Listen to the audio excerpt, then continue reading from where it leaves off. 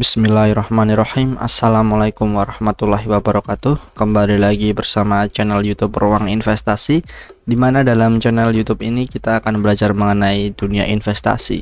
Dan untuk video hari ini kita akan membahas tentang istilah-istilah dalam pasar saham. Dan buat teman-teman semua yang belum paham tentang istilah-istilah dasar dalam pasar saham seperti ARA, ARB, hajar kanan, hajar kiri, dan lain-lain, teman-teman bisa nonton video ini dan bisa subscribe channel YouTube ini untuk mendapatkan informasi yang update gitu. Jadi buat teman-teman yang belum subscribe, silahkan subscribe channel YouTube ini, dan buat teman-teman yang suka video ini bisa like video ini dan juga bisa share video ini ke teman-teman kalian semua. Oke, kita langsung saja ke pembahasannya. Jadi yang akan kita bahas pertama adalah IHSG. Jadi IHSG ini adalah indeks harga saham gabungan. Nah, mungkin dari teman-teman sudah paham nih IHSG ini apa nih. Kita buka aplikasi RTI Bisnis ataupun aplikasi sekuritas kalian, mungkin akan ditampilkan tampilan awalnya itu IHSG. Nah, jadi IHSG adalah indeks harga saham gabungan yang ada di Indonesia. Dan IHSG ini terbentuk menggunakan weighted average. Nah, buat teman-teman yang belum paham apa itu weighted average, nah di slide selanjutnya kita akan bahas cara perhitungannya. Jadi kita ibaratkan dalam sebuah market itu ada 3 saham, yaitu saham X, Z, dan saham Z. Nah, saham X ini harga per lembarnya adalah 1000. Dan jumlah lembar saham yang beredar itu ada 100.000 lembar. Nah, ketemulah market cap dari saham X adalah 100 juta. Nah, 100 juta ini didapat dari 1000 dikali 100.000 lembar yang beredar, ketemulah 100 juta, atau market cap dari saham X adalah 100 juta, dan market cap dari saham Z adalah 250 juta, dan market cap dari saham Z adalah 100 juta. Nah, total market cap dari ketiga saham tersebut adalah 450 juta. Dan total lembar saham yang beredar dari ketiga saham tersebut adalah 1.600.000 lembar. Nah, maka indeks yang terbentuk dari market tersebut adalah 450 juta dibagi 1.600.000, ketemulah indeks 281,25. Jadi dari ketiga saham tersebut terbentuklah indeks 281,25 gitu. Dan ini adalah cara indeks terbentuk. Misalkan kita mau hitung indeks yang ada di Indonesia, ya kita tinggal hitung seperti ini dengan memasukkan seluruh perusahaan yang ada di Indonesia, kurang lebih 700 perusahaan, dan dihitung seperti ini, ketemulah indeks yang ada di Indonesia. Jadi Bank BCA, Bank BRI, Unilever, dan saham-saham lain dihitung seperti ini, ketemulah indeks atau IHSG. Nah, yang kedua kita akan bahas bid. Jadi bid di sini adalah antrian harga beli dalam satuan lot. Semakin ke bawah harganya akan semakin kecil. Yang paling atas merupakan antrian beli paling bagusnya. Jadi bid di sini adalah kita menawar. Harga saham yang sekarang adalah 270. Kita bisa mengebid di harga 255 atau kita nawar di harga 255.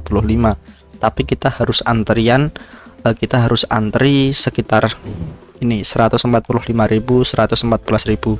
Nah, kita harus antri yang di atasnya ini sudah tercapai harganya gitu.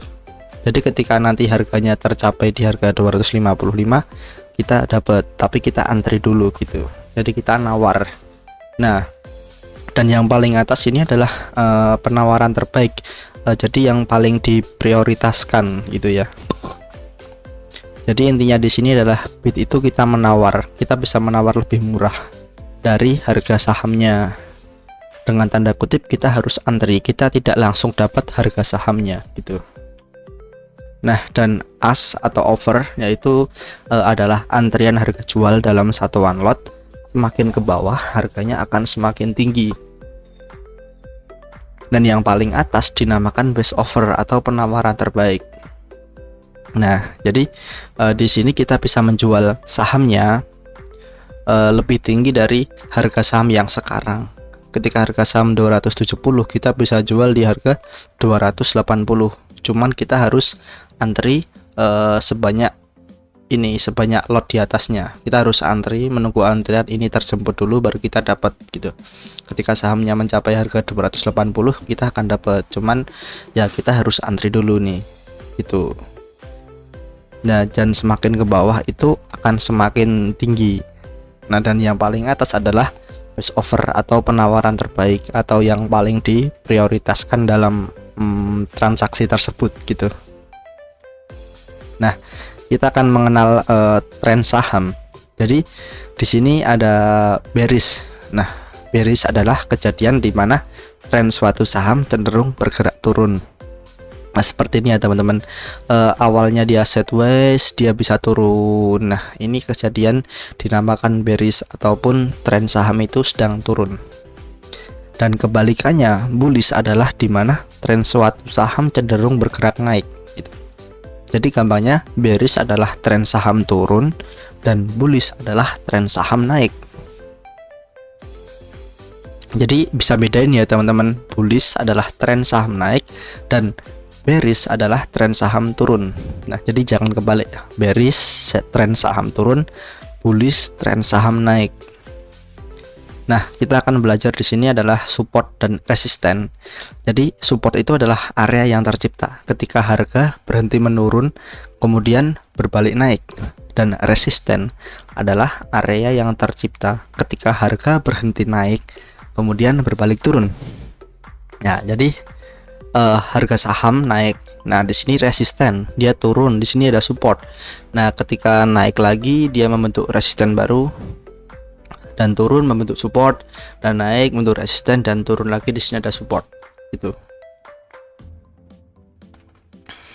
Nah, yang di sini lebih detailnya nih, dia akan naik, dia akan turun, dia akan naik lagi, dia akan turun, naik, turun. Nah, turunan ini yang paling disebut titik supportnya ini adalah harga terkuat untuk menahan harga saham tersebut agar stabil gitu. Jadi emang sangat sulit harga tersebut dilewati gitu. Dia itu dinamakan titik support. Dan titik atas ini yang sering disentuh ini adalah titik resisten di mana harga tersebut sulit ditembus naik gitu. Jadi di sini resisten, di sini resisten, di sini support, di sini support. Tapi ingat ya teman-teman. Nah, titik support dan resisten itu bisa kita tembus gitu. Nah, jadi ada yang namanya breakout. Nah, jadi breakout merupakan kondisi di mana harga saham berhasil naik menembus resisten yang sebelumnya sulit ditembus, dan breakdown di mana harga saham jatuh dari harga support penting atau support kuatnya. Jadi di sini resisten yang ini berhasil ditembus. Nah, mungkin karena transaksinya yang sudah tinggi ataupun ada berita yang bagus dari suatu saham tersebut yang mengakibatkan saham tersebut bisa breakout resisten. Jadi resisten ini akan ditembus dan dia akan membentuk resisten baru, dan kemudian resisten yang ditembus tadi dia akan membentuk support baru. Nah, supportnya di sini dia naik berhasil menembus resisten, dia yang resisten tersebut akan menjadi support.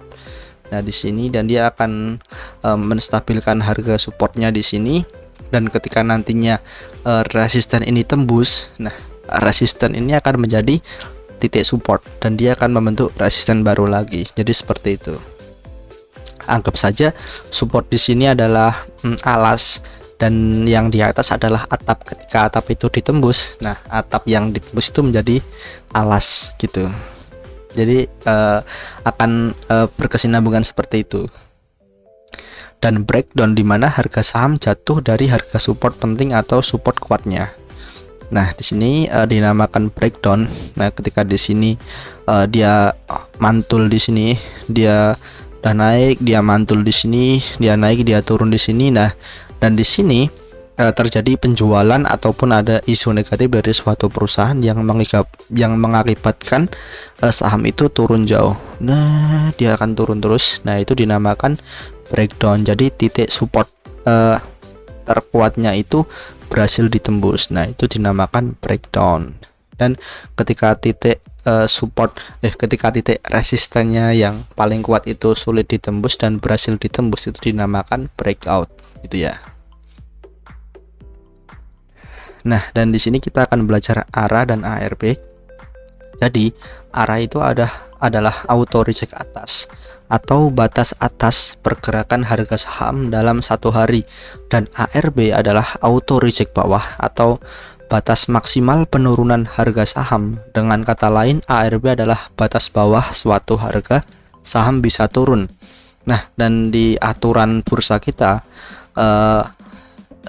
auto reject atas dari saham yang harganya 50 perak sampai dengan 200 perak itu naik maksimal dalam satu hari adalah 35%, dan harga saham berkisaran 200 sampai 5.000 itu naik maksimal 25%, dan saham yang di atas 5.000 naik maksimal 20%.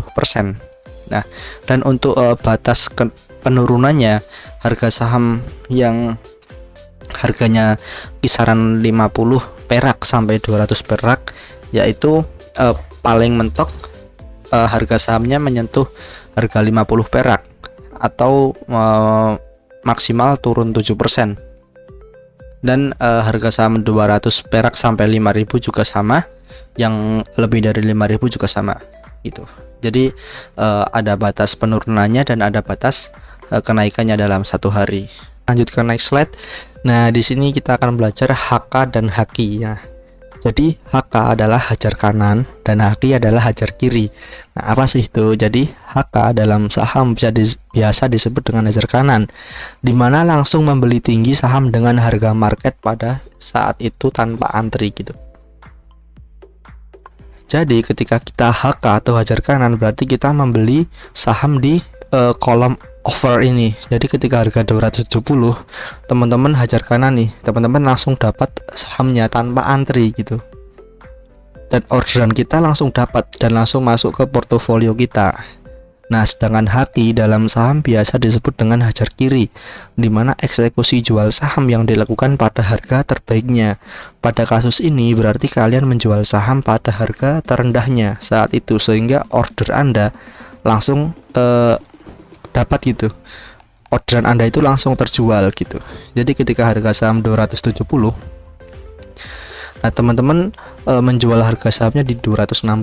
Nah, teman-teman langsung terjual tuh sahamnya gitu tanpa antri gitu.